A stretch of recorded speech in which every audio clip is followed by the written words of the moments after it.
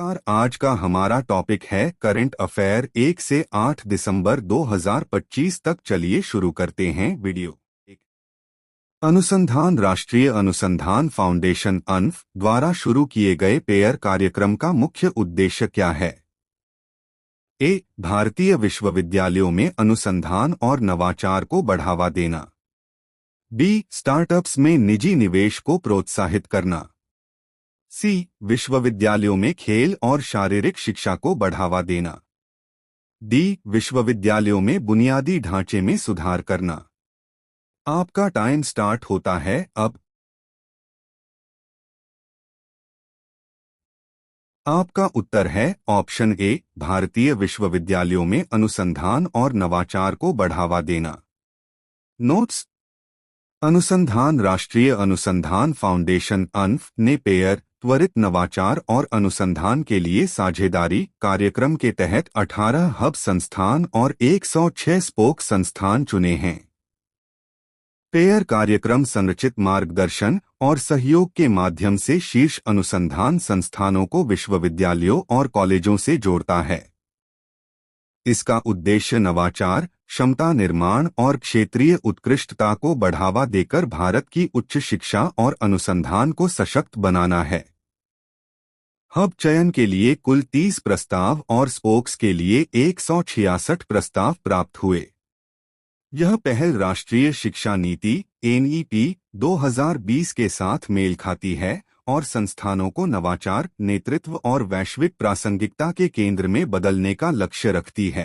Question 2: इनमें से कौन सा महत्वपूर्ण आविष्कार गुप्त सभ्यता द्वारा किया गया था? ए. चमड़े की बेल्ट। बी. कृषि ट्रैक्टर। सी. समाचार पत्र।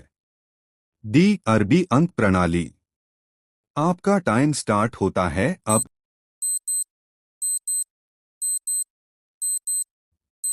आपका उत्तर है ऑप्शन डी, अरबी अंक प्रणाली। नोट्स: गुप्त सभ्यता अपने शिक्षा प्रणाली और प्राचीन विश्व में गणित के लिए प्रसिद्ध थी। उन्होंने जो संख्या प्रणाली बनाई, जिसे अब अरबी अंक प्रणाली के रूप में जाना जाता है, शून्य पर आधारित थी। गुप्त सभ्यता जड़ी बूटी चिकित्सा में भी अत्यधिक उन्नत थी। क्वेश्चन 3: भारत में एमएसएमईज की प्रतिस्पर्धात्मकता बढ़ाने पर रिपोर्ट किस संस्था ने जारी की? ए. नीति आयोग। बी. वित्त मंत्रालय।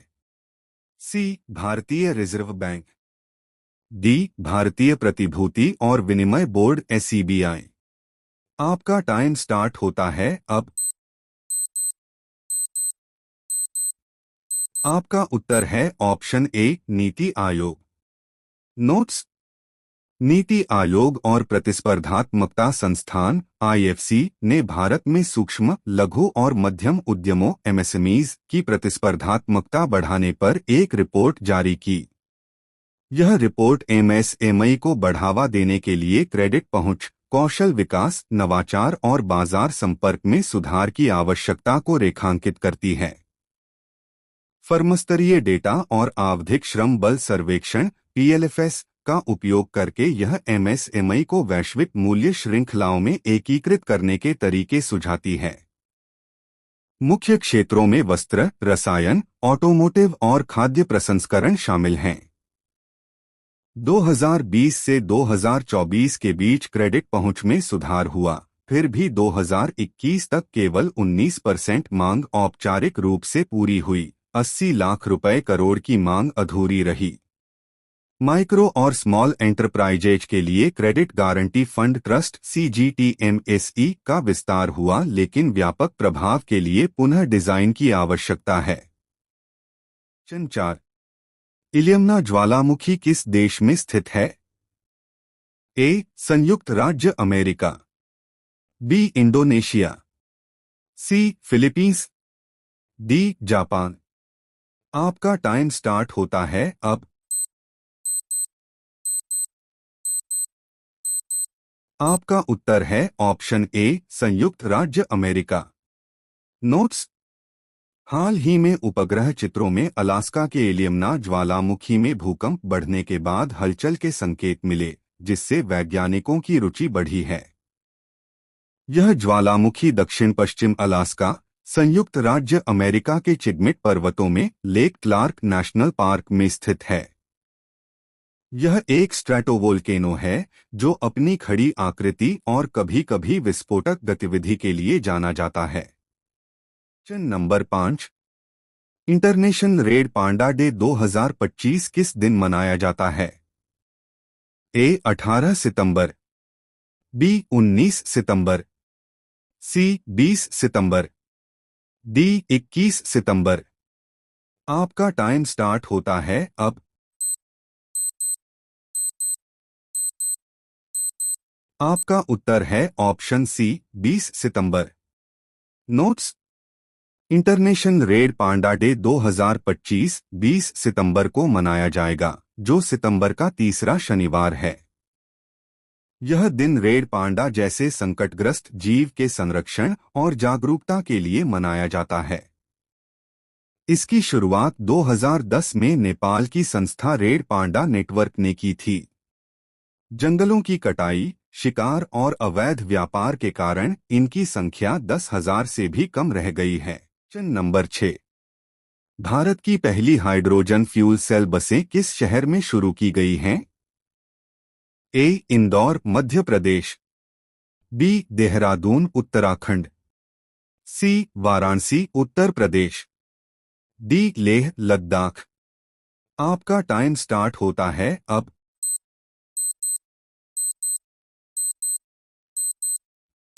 आपका उत्तर है option D Leh Ladakh. Notes.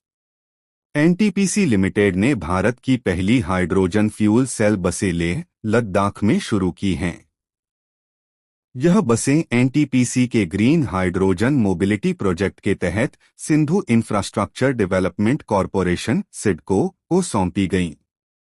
इस पहल से हर साल लगभग 350 मीट्रिक टन कार्बन उत्सर्जन कम होगा और 230 मीट्रिक टन शुद्ध ऑक्सीजन बनेगी, जो 13,000 पेड़ लगाने के बराबर है। Question number 7। अंतर्राष्ट्रीय चुनाव पर्यवेक्षक कार्यक्रम IEVP 2025 का उद्घाटन कहाँ हुआ था?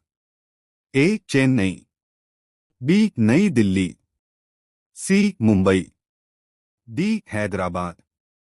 आपका टाइम स्टार्ट होता है अब।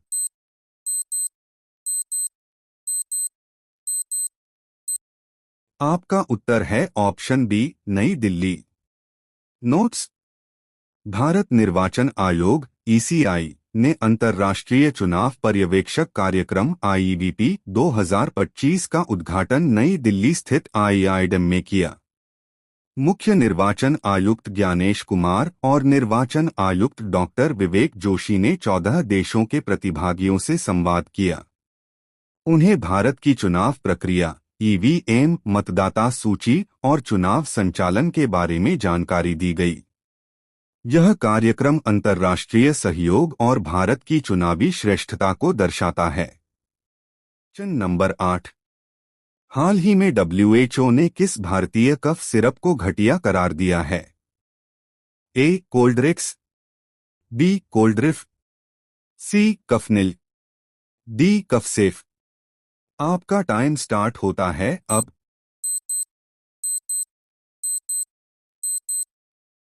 आपका उत्तर है option B Coldrif. Question number 9। दक्षिण अफ्रीका से लौटने के बाद गांधी जी का भारत में पहला सफल सत्याग्रह कौन सा था? ए चौरी चौरा, बी दांडी, सी चंपारण, डी बारदोली। आपका टाइम स्टार्ट होता है अब।